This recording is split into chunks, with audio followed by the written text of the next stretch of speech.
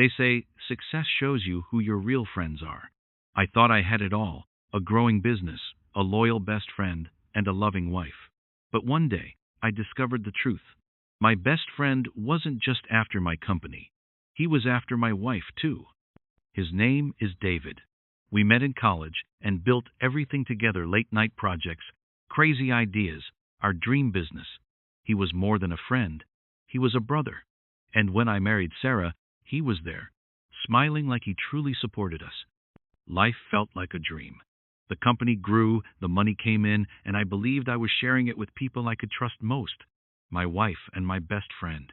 Over time, I noticed David spending more time with Sarah than with me. They texted constantly, laughed together at meetings, even shared drinks after work. I brushed it off. He was my partner. She was my wife. They were part of my life, of course, they'd be close. But then, little things added up. Whispers when I entered the room. His hand on her shoulder a second too long. And Sarah? She started dressing up more when she knew he'd be around. I told myself I was paranoid. But deep down, I knew something was wrong. It started with business. I discovered hidden meetings, contracts signed without me, money quietly moved. David was slowly cutting me out of my own company. When I confronted him, he said, "Relax. I'm just taking care of things." I wanted to trust him, but the numbers didn't lie. And then came the night that destroyed everything. I stayed late at the office to check the books. That's when I saw them, David and Sarah. Not in the boardroom, not in the office, but together. Too close, too intimate.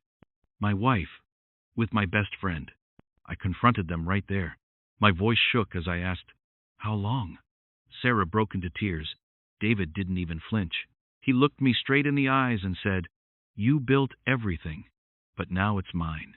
The business. And her." I couldn't believe it. The two people I trusted most had destroyed me, not just my marriage, but my life's work.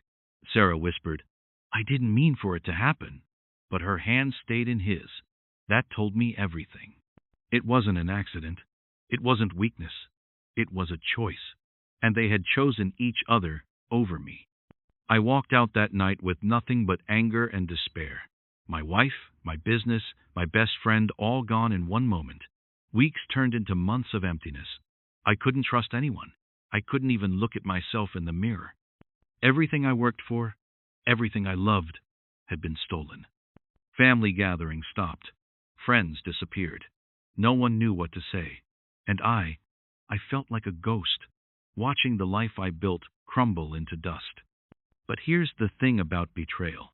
It can either destroy you or rebuild you. After months of drowning in pain, I made a choice. I started again, from scratch. A new company, new people, new dreams. And guess what? David's empire with Sarah didn't last. The company collapsed under his greed. Sarah left him when the money dried up. They both ended up with nothing. Meanwhile, I thrived. I rebuilt stronger, smarter, without lies or betrayal weighing me down. And for the first time in years, I felt free. Betrayal cuts deep, but it doesn't define you. It defines them. David showed me greed. Sarah showed me disloyalty. And together, they showed me who I could never trust again. But I learned something powerful. Losing everything isn't the end. Sometimes, it's the beginning. And though they tried to break me, I came out stronger. Because in the end, real success isn't about money or power. It's about knowing who truly stands by your side.